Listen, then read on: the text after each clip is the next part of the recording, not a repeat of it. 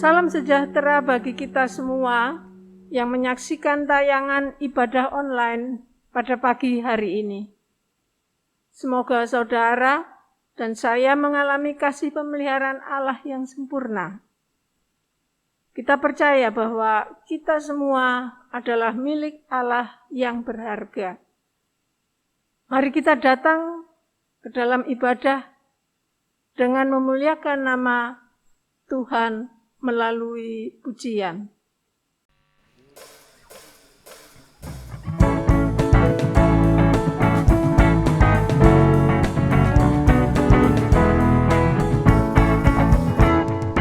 Bersyukurlah pada Tuhan, serukanlah namanya, bernyanyilah bagi Tuhan, mari bermazmurlah.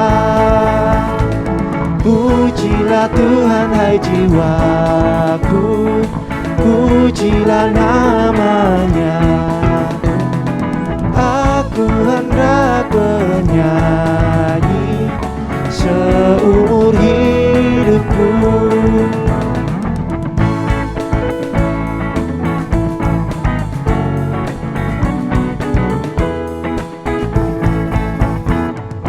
Hatiku siap ya Tuhan, bernyanyi dan bermazmur, karena Engkau maha baik, setia dan benar. Pujilah Tuhan hai jiwaku, pujilah namanya. Aku hendak bernyanyi seumur hidupku. Jemaat yang dikasihi Tuhan, ibadah ini dialaskan pada pengakuan bahwa pertolongan kita datangnya dari Tuhan, pencipta langit dan bumi, Tuhan yang setia dengan umat yang telah diciptakannya. Amin.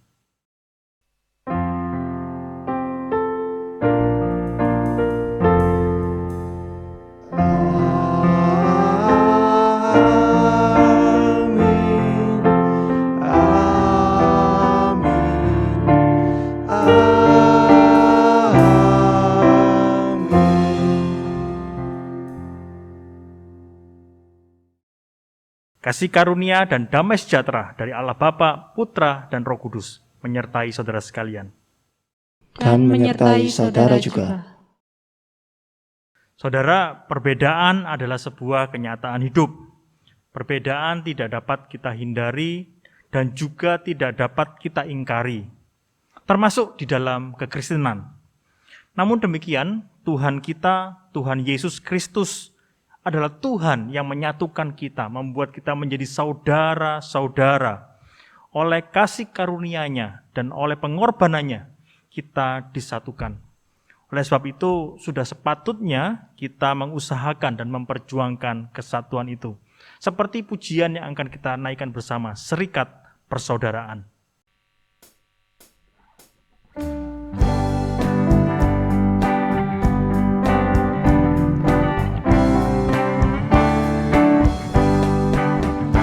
Serikat persaudaraan, berdirilah teguh, sempurnakan persatuan di dalam Tuhanmu. Bersama-sama majulah, dikuatkan iman, berdamai bersejahtera dengan pengasihan. Serikatmu tetap teguh di atas alasan, yaitu satu Tuhanmu dan satulah iman, dan satu juga baptisan, dan Bapa satulah yang oleh-Mu sekalian, dipuji, disembah.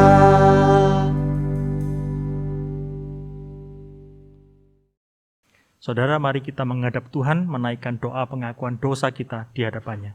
Mari kita berdoa. Tuhan, Engkau Tuhan yang sudah mengampuni kami lebih dahulu. Oleh karya Tuhan kami memperoleh keselamatan. Oleh pengorbanan Tuhan kami diampuni dan diselamatkan.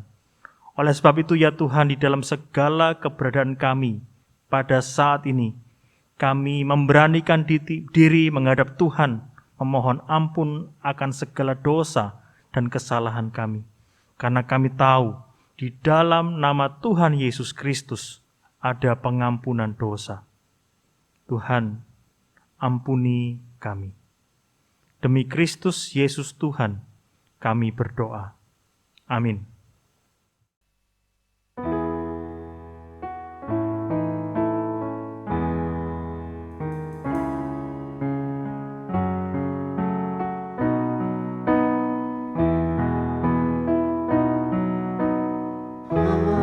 Ambillah dengar doaku, Yesus penebus.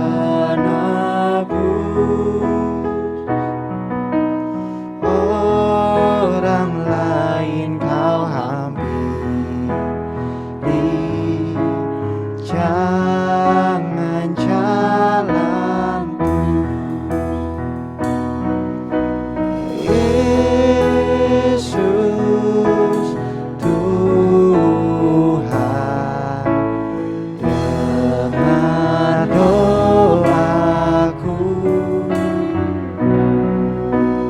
Orang lain Kau hampiri, jangan jalanku. Di hadapan tataran aku menyembah, turun dalam penyesalan. Tuhan tolonglah. Yesus Tuhan, dengar doaku. Orang lain Kau hampiri,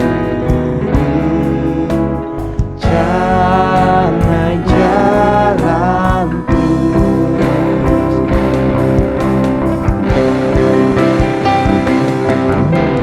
Yesus Tuhan, dengar doaku. Orang lain Kau hampiri, jangan jalan terus.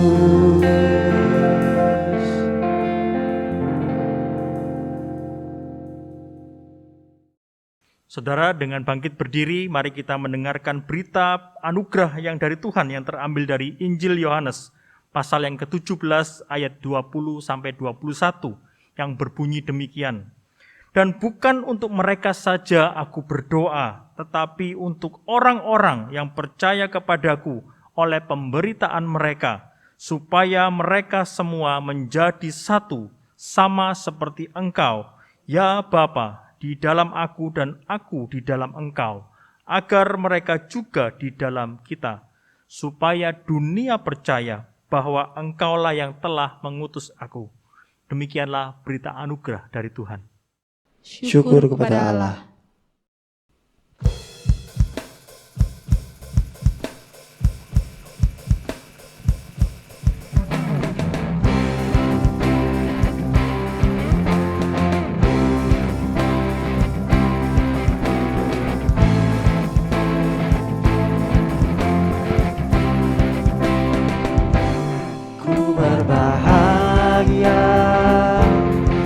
makin teguh.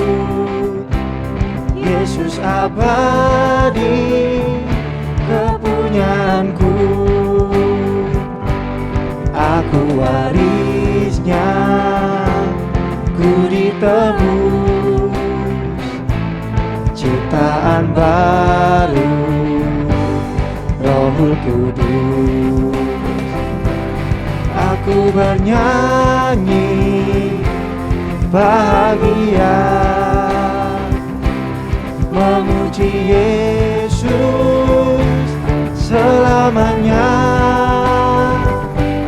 Aku bernyanyi bahagia, memuji Yesus selamanya. Aku serahkan diri penuh dalam Tuhanku, hatiku teduh, sambil menyongsong kembalinya. Ku diliputi anugerah, aku bernyanyi bahagia, memuji Yesus selamanya. Aku bernyanyi bahagia, memuji Yesus selamanya.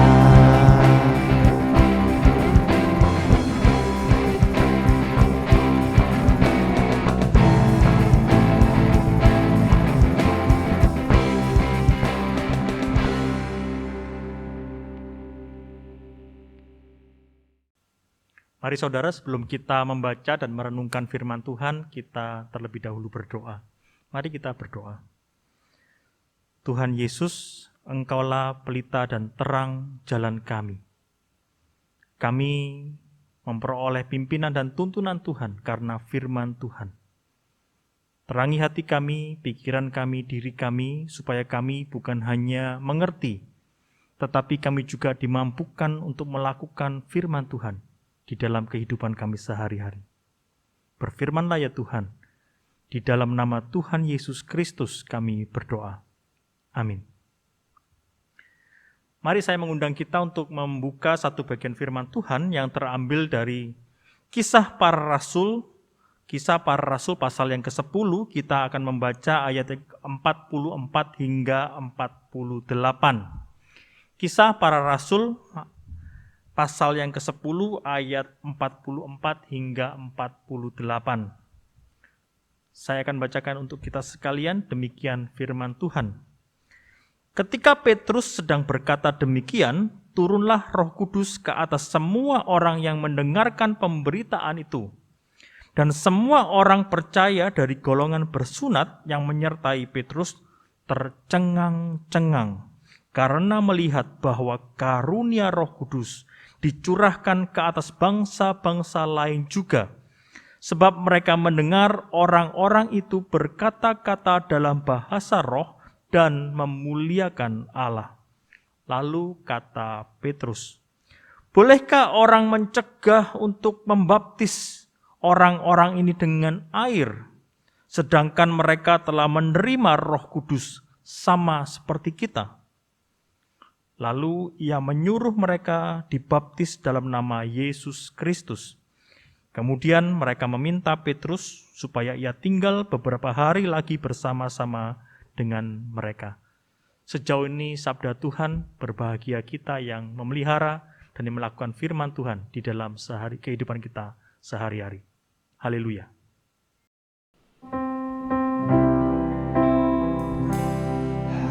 Haleluya, haleluya, haleluya.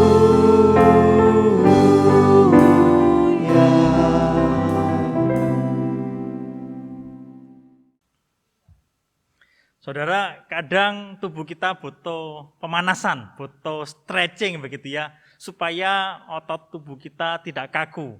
Tahukah saudara bahwa Tuhan pun itu terkadang itu meregangkan tubuh kita, meregangkan gereja, membuat kita itu mengalami pemanasan supaya apa? Enggak kaku. Nah, saudara, bacaan yang kita baca itu berbicara bagaimana Tuhan itu meregangkan kita, meregangkan gereja, meregangkan anak-anak Tuhan, para murid Kristus, agar berita Injil itu dapat tersebar luas. Bagaimana kita tahu? Pertama-tama saudara, Petrus itu mengalaminya. Bagaimana Tuhan itu meregangkan Petrus, dia harus mengalami sesuatu yang di luar bayangan dia. Bagaimana dia harus bergaul dengan bangsa asing, dengan bangsa non-Yahudi. Itu sesuatu yang di luar pikiran Petrus. Di stretching begitu sama Tuhan Petrusnya. Kemudian apalagi kita juga melihat bahwa ada orang-orang percaya yang bersunat, yang menyertai Petrus, itu di dalam konteks bacaan kita, itu mereka juga di stretching, diregangkan sama Tuhan. Ketika mereka harus melihat bahwa ada Roh Kudus yang dicurahkan untuk bangsa-bangsa yang tidak bersunat. Mereka di stretching sama Tuhan melalui apa yang mereka di luar pikiran mereka. Kemudian apalagi kita bisa juga melihat apa yang terjadi dengan Cornelius. Bacaan kita itu di dalam konteks perjumpaan antara Petrus dengan Cornelius. Cornelius itu juga di stretching sama Tuhan ketika apa? Dia adalah seorang yang pada saat itu, Romawi itu adalah orang yang terhormat. Harus merendahkan diri di hadapan bangsa yang dianggap rendah pada saat itu. Bangsa Yahudi. Ada sesuatu yang terjadi yang di luar pikiran orang, itu terjadi. Mereka mengalaminya di stretching sama Tuhan. Saudara, ketika kita berbicara mengenai ini, kadang-kadang Tuhan itu men-stretching kita. Kadang-kadang Tuhan itu meregangkan kita. Supaya apa? Supaya kita tidak kaku. Supaya kita ini bisa mengabarkan Injil dengan lebih baik lagi. Saudara, pandemi itu bisa dipakai oleh Tuhan untuk meregangkan kita.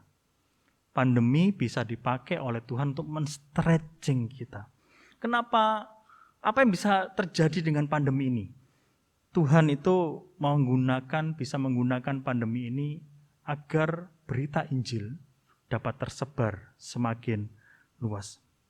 Saudara, kalau kita melihat pada bacaan kita, pada saat itu bangsa Yahudi dan bangsa non-Yahudi dipersatukan. Kalau sekarang ketika kita berbicara pada masa pandemi ini, kita berbicara persatuannya bukan hanya sekedar lintas ras atau lintas suku, tetapi kita sudah lintas tempat, lintas waktu. Jadi kalau kita berbicara mengenai online, katakanlah demikian. Ini kita sudah siapapun dimanapun bisa akses selama punya internet begitu ya. Bisa melihatnya. Waktunya pun demikian. Kita bisa mengakses itu kejadian yang terjadi minggu lalu, bahkan sampai tahunan yang lalu. Kita bisa melihatnya dan mengaksesnya. Artinya apa? Pandemi ini juga bisa mempersatukan kita. Bukan hanya berbeda suku, berbeda keyakinan, tetapi juga berbeda waktu sekalipun. Itulah pandemi. Tuhan bisa mempergunakan pandemi untuk meregangkan kita, men-stretching kita. Saudara, kenapa sih Tuhan itu men-stretching kita? Ada dua alasan, saudara. Yang pertama itu karena supaya Injil itu tersebar. Kadang-kadang kita itu terlalu nyaman begitu ya. Terlalu nyaman seperti kita jarang bergerak gitu. Nyaman gitu sudah enak, sudah PW kalau orang bilang ya. Posisi enak begitu. Kadang-kadang sudah diam begitu, kemudian apa yang terjadi? Kita mengalami badan kita tidak lagi sehat. Demikian pula dengan kekristenan. Kadang-kadang bisa terlalu nyaman, tidak mau bergerak keluar. Akibatnya apa? Akibatnya terlalu nyaman. Maka kadang-kadang Tuhan itu men-stretching kita. Dan sebenarnya saudara, kalau kita perhatikan baik-baik, sebenarnya Tuhan itu meregangkan kita karena Tuhan itu sebenarnya sedang menyediakan berkat untuk kita. Saudara, ketika Tuhan itu meregangkan kita, itu adalah sebuah undangan Tuhan agar kita dapat mengalami, agar kita dapat menikmati, dan agar kita dapat menyaksikan kemuliaan Tuhan.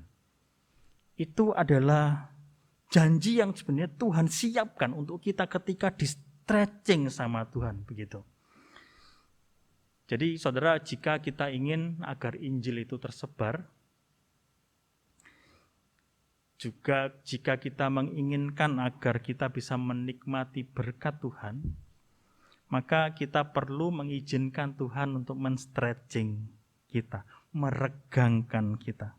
Pertanyaannya saudara, apa yang harus kita lakukan ketika Tuhan itu meregangkan kita, men-stretching kita? Men-stretching apa? Rohani kita, pikiran kita, kondisi kita. Kita mungkin di-stretching sama Tuhan, ditarik-tarik, sakit, bisa sangat sakit. Tetapi itu adalah sesuatu yang baik yang dirancangkan Tuhan untuk setiap kita. Apa yang perlu kita lakukan ketika Tuhan itu men-stretching atau meregangkan kita? Saya menemukan di dalam bacaan kita, saudara, setidaknya ada 3 hal yang bisa kita lakukan ketika Tuhan itu men-stretching kita. Yang pertama, saudara, adalah kita perlu menjaga kesalehan vertikal kita. Saudara, kalau kita perhatikan di dalam konteks bacaan kita, itu kita menjumpai demikian. Cornelius, orang pasukan Itali ini, orang Roma ini, itu senantiasa berdoa. Perhatikan, dia senantiasa berdoa. Kemudian bukan hanya itu, Cornelius ini juga ingin mendengarkan apa yang ditugaskan Allah kepada Petrus. Artinya dia punya kerinduan untuk mendengarkan firman Tuhan. Kemudian apa lagi? Petrus ketika di dalam konteks bacaan kita itu dia sedang berdoa, kemudian dia mendapat penglihatan. Kemudian kalau kita juga melanjutkan pembacaan kita itu di dalam ayat yang ke-45, semua orang percaya dari golongan bersunat, ayat 44, ketika Petrus sedang berkata demikian, turunlah Roh Kudus ke atas semua orang yang mendengarkan pemberitaan itu. Jadi ada sebuah kesalehan yang dibangun. Ketika Tuhan men-stretching kita, kita perlu membangun kesalehan vertikal kita. Relasi kita dengan Tuhan, kita perlu jaga baik-baik. Kenapa ini penting, saudara? Kalau kita berbicara mengenai konteks pandemi, ini adalah masa di mana kita itu bisa menentukan banyak hal. Contoh, ketika kita beribadah secara online, yang kita bisa lakukan adalah apa? Bisa di-skip, betul? Kita bisa mau cepetin, maaf, lagi butuh istirahat, di-pause dulu. Kita bisa menentukan banyak hal. Artinya apa, saudara? Kalau demikian, relasi kita dengan Tuhan itu tidak ada yang menyaksikan. Selama online kita ibadah, kita nggak ibadah, mungkin nggak ada orang yang tahu. Tetapi sekali lagi, bukankah di dalam kondisi yang seperti ini, justru kita perlu membangun relasi kita dengan Tuhan. Nggak ada yang lihat. Tetapi ketika kita melakukan itu, saudara, perhatikan apa yang dialami oleh Petrus, apa yang dialami oleh Cornelius. Itu adalah sesuatu yang begitu dahsyat, begitu indah yang disiapkan oleh Tuhan. Jadi saudara, ketika tidak ada orang sekalipun yang menyaksikan saudara, jagalah hatimu. Arahkan hatimu untuk terus beribadah kepada Tuhan. Karena itu akan memberikan kekuatan kepada kita. Dan kita juga akan merasakan berkat Tuhan yang begitu dahsyat ketika kita melakukannya. Kenapa? Karena kita berjumpa dengan Tuhan sendiri. Bukankah itu sesuatu yang luar biasa yang Tuhan siapkan? Apalagi yang kedua, saudara. Yang kedua adalah kita perlu mempraktekkan kesalehan horizontal. Jadi yang pertama, kita perlu membangun relasi kita dengan Tuhan masa pandemi begini. Yang kedua, kita perlu mempraktekkan kesalehan horizontal kita. Sesama kita perlu dijaga. Coba perhatikan, saudara. Di pasal yang ke-10, Kisah Para Rasul 10 ayat 1-2 dituliskan demikian. Di Kaisarea ada seorang yang bernama Cornelius, seorang perwira pasukan yang disebut pasukan Italia. Ia saleh. Ia serta seisi rumahnya takut akan Allah. Dan perhatikan ini. Dan ia memberi banyak sedekah kepada umat Yahudi dan senantiasa berdoa kepada Allah. Saudara, pandemi ini banyak orang yang mengalami kesulitan, bukan? Saya menjumpai ada begitu banyak orang yang kehilangan pekerjaan. Ada beberapa tidak kehilangan pekerjaan tetapi kehilangan penghasilan. Penghasilannya dipotongi begitu. Ada sebuah kesaksian yang saya dengarkan di dalam persekutuan yang kami lakukan. Jemaat ini uangnya hanya tinggal 10.000, saudara. Di rekening, dan yang dia pegang hanya 10.000. Hanya 10.000. Kenapa? Karena di dalam kondisi sulit ini proyek yang dia lakukan mandek. Tidak ada setoran dia masuk. Wah, berat, 10.000. Saya bayangin, untuk beli bensin saja itu sangat terbatas, bukan? Bukankah ini sebuah kenyataan? Justru di dalam kondisi seperti ini kita perlu berbagi. Kita perlu menyatakan kesalehan sosial kita, peduli. Tetapi saya mendapat begitu banyak kabar baik. Kenapa? Di tengah pandemi ini begitu banyak orang itu menyatakan kepeduliannya.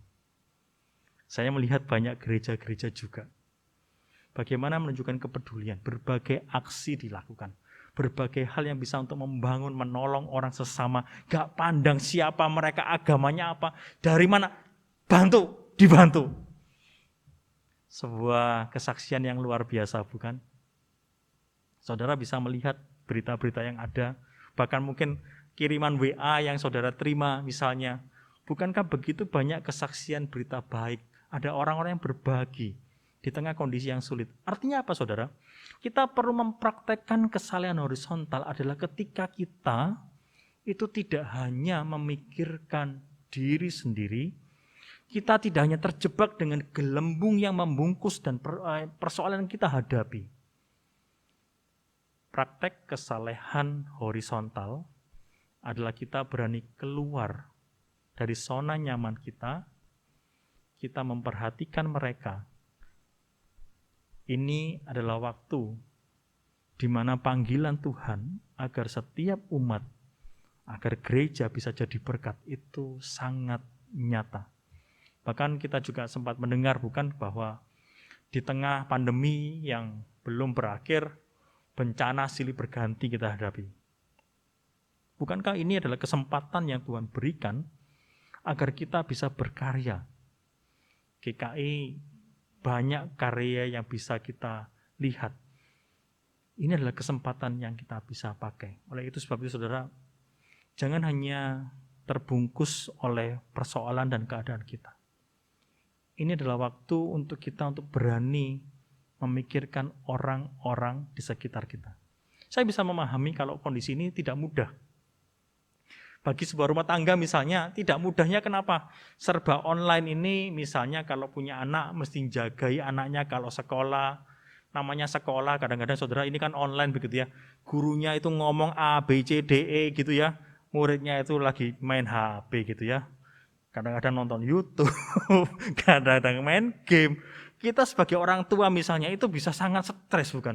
Aduh, anakku ini kok gak mau memperhatikan guru. Ini ngurusi anak. Sementara ngurusi anak, pekerjaan juga di dalam persoalan. Tidak gampang di dalam masa-masa seperti ini. Kadang-kadang kita bisa terbungkus atau terbelit dengan gelembung persoalan kita sendiri.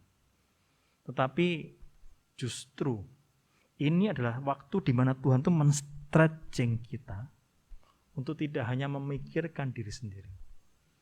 Ini adalah waktu buat kita untuk bisa menyatakan kasih kita, berbagi kepada sesama kita. Yang ketiga, saudara, adalah kita perlu mengizinkan untuk terjadi transformasi internal. Jadi kita perlu melakukan, menunjukkan, menjaga kesalehan vertikal kita, mempraktekkan kesalehan horizontal, tapi kita juga perlu mengizinkan transformasi internal. Artinya apa? Kita harus mengizinkan Tuhan mengubah kita. Kita harus berani berubah. Saudara, kalau kita perhatikan di dalam bacaan kita, itu terus demikian.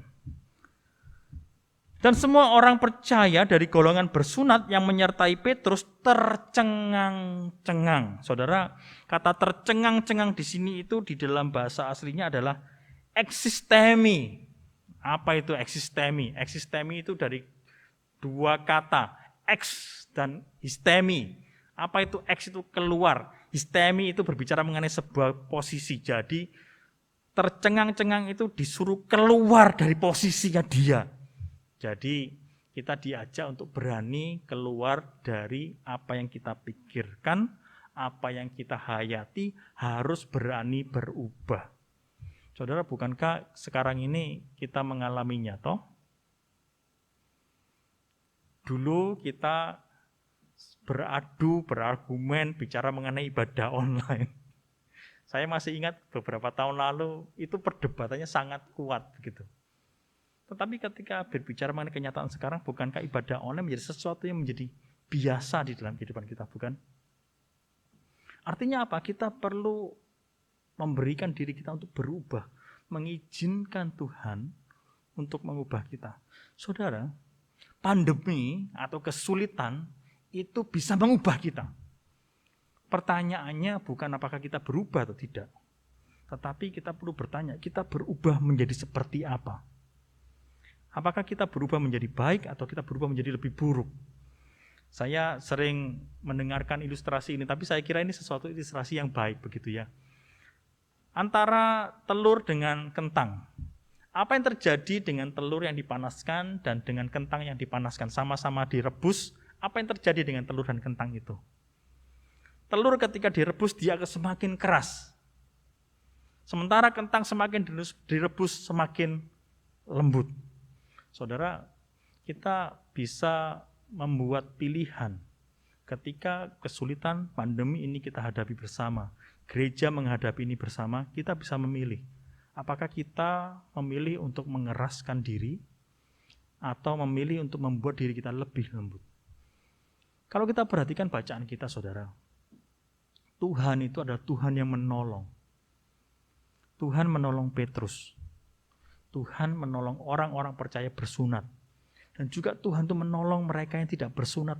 Untuk ketika mengalami perubahan, mereka itu bersedia untuk diubahkan oleh Tuhan. Petrus dan rekan-rekan yang bersunat bisa melihat, oh, kalau Tuhan saja bisa menerima mereka, masakan kami bisa menghalangi kami untuk menerima mereka? Tuhan sudah terima, masa kami tidak terima? Itu menjadi sebuah alasan bagaimana kita berubah. Oh, Tuhan saja sudah menolong, kenapa kita tidak? Saudara, berbicara mengenai perubahan ini adalah sesuatu yang sangat pribadi kita.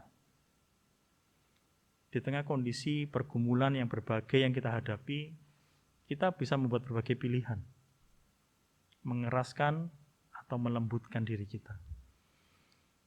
Dan ketika kita, saudara, membiarkan Tuhan membentuk kita, mengubah kita, bahkan di tengah paradigma yang berubah kayak begini ini, ketika kita mengikutinya, maka, saudara, Tuhan itu menyediakan berkat-berkatnya untuk setiap kita. Melalui perjumpaan Petrus dengan Kornelius, maka kabar Injil itu menjadi semakin tersebar, bukan hanya di kalangan orang Yahudi, tetapi di berbagai kalangan.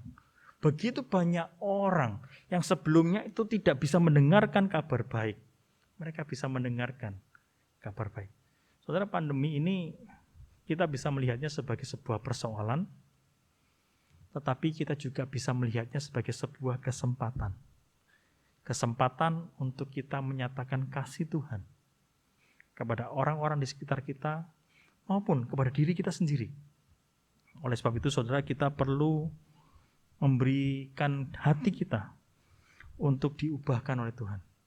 Mari kita mengizinkan Tuhan untuk membentuk hati kita. Saudara, sebagai kesimpulan, saya ingin mengatakan demikian. Hari ini kita berbicara mengenai dipersatukan dengan sang pokok anggur, yaitu dengan Tuhan Yesus Kristus. Apa sih artinya itu? Dipersatukan dengan sang pokok anggur itu berarti bersedia untuk diubahkan. Diubahkan itu apa? Diubahkan adalah berarti kita memberikan Tuhan izin untuk menarik kita, merekam tegangkan kita, mungkin kita terasa sakit, ya tetapi itu untuk kebaikan. Ada rancangan damai sejahtera Tuhan yang Tuhan siapkan untuk setiap kita. Kenapa Tuhan melakukan itu? Agar kita bisa berbuah lebat, agar kita bisa menghasilkan buah-buah yang manis di hadapan Tuhan. Saudara, kiranya pandemi yang kita alami membuat kita semakin berbuah lebat di hadapan Tuhan. Mari kita ambil waktu teduh sejenak. Amin. Marilah kita bersama dengan umat Allah di masa lalu, masa kini, dan masa depan, mengingat pengakuan pada baptisan kita menurut pengakuan iman rasuli demikian. Aku percaya kepada Allah, Bapa yang Maha Kuasa, Khalik langit dan bumi, dan kepada Yesus Kristus, Anaknya yang tunggal Tuhan kita, yang dikandung dari Roh Kudus, lahir dari anak darah Maria, yang menderita sengsara di bawah pemerintahan Pontius Pilatus, disalibkan, mati dan dikuburkan, turun ke dalam kerajaan maut. Pada hari yang ketiga, bangkit pula dari antara orang mati, naik ke surga, duduk di sebelah kanan Allah, Bapa yang Maha Kuasa, dan dari sana Ia akan datang untuk menghakimi orang yang hidup dan yang mati. Aku percaya kepada Roh Kudus, gereja yang kudus dan am, persekutuan orang kudus, pengampunan dosa, kebangkitan orang mati, dan hidup yang kekal. Amin. Mari kita menaikkan syafaat kita. Tuhan, saat ini kami bersatu hati, kami berdoa untuk bangsa dan negara kami.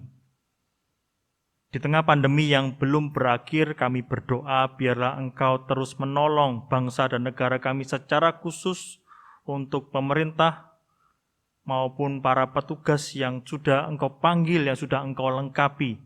Biarlah kami boleh terus menjaga bangsa ini dengan segala keadaan yang dihadapinya, supaya bangsa ini bisa terus memuliakan nama Tuhan.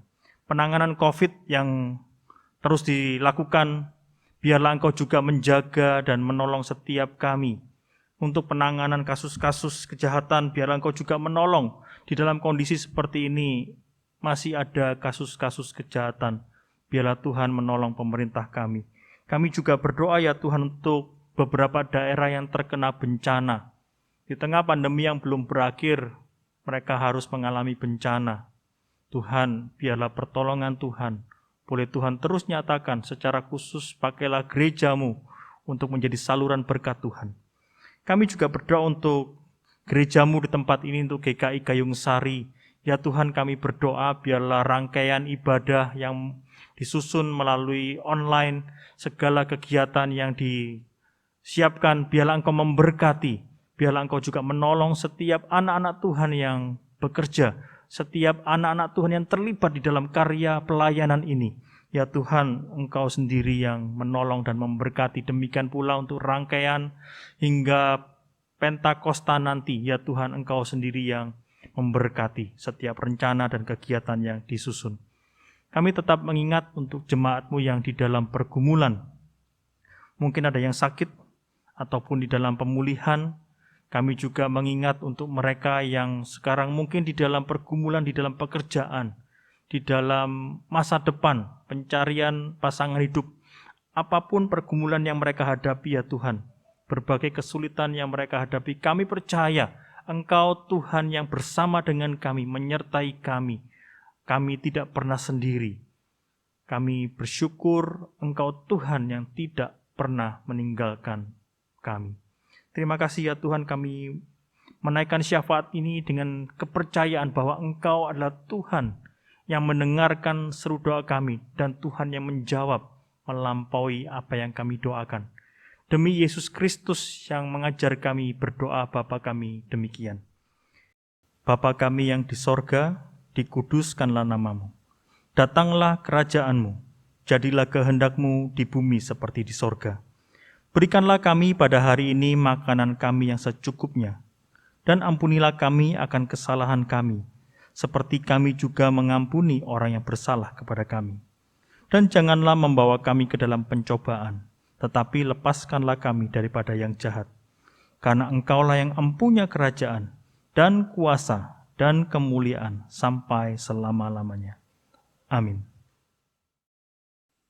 Jemaat yang terkasih, marilah kita memberikan persembahan bagi Tuhan dengan mengingat nats yang terambil dari Efesus pasal 5 ayat 2. Dan hiduplah dalam kasih, sebagaimana Kristus Yesus juga telah mengasihi kamu dan telah menyerahkan dirinya untuk kita sebagai persembahan dan korban yang harum bagi Allah. Pemberian persembahan kepada GKI Gayung Sari dapat melalui transfer ke rekening gereja di BCA cabang Diponegoro dengan nomor rekening 258 369 2011 atas nama GKI Gayung Sari, atau menyerahkan persembahan dalam amplop tertutup dan diberi keterangan nama dan nominal ke kantor gereja pada hari dan jam kerja. Persembahan juga dapat diberikan melalui aplikasi mobile banking atau dompet digital dengan scan QRIS yang tertera, dan dimohon untuk menginformasikan ke admin kantor gereja untuk keperluan administrasi. Mari kita bawa persembahan ini kepada Tuhan. Bapa Surgawi, kami mengumpulkan persembahan ini sebagai ungkapan syukur atas kemurahan hati-Mu yang tak henti-hentinya mengalir bagi kami. Berkatilah penatua dan aktivis dalam mengelola persembahan ini, sehingga nama-Mu dipermuliakan di mana-mana. Inilah doa kami ya Tuhan. Doa syukur kami yang kami alaskan di dalam nama Tuhan kami, Yesus Kristus. Amin.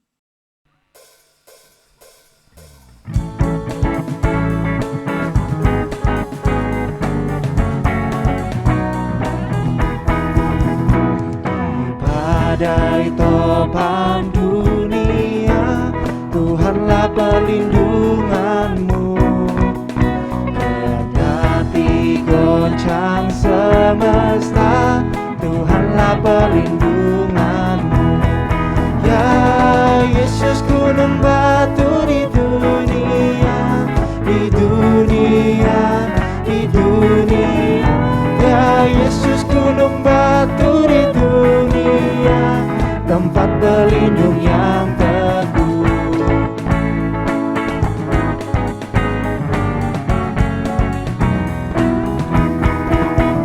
Dan biar badai menyerang, Tuhanlah perlindunganmu. Padanya kau tetap tentram, Tuhanlah perlindunganmu.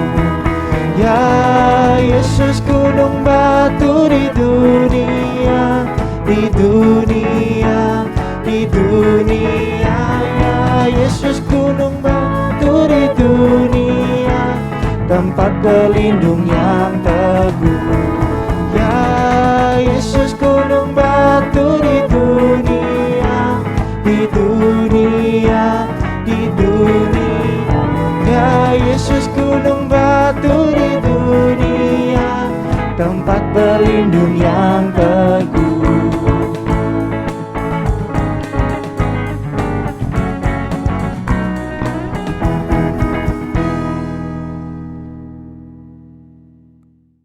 Jemaat yang dikasihi oleh Tuhan, arahkan hatimu kepada Tuhan dan terimalah berkat Tuhan. Allah sumber pengharapan memenuhi kamu dengan segala sukacita dan damai sejahtera dalam iman kamu, supaya oleh kekuatan Roh Kudus kamu berlimpah-limpah dalam pengharapan. Amin.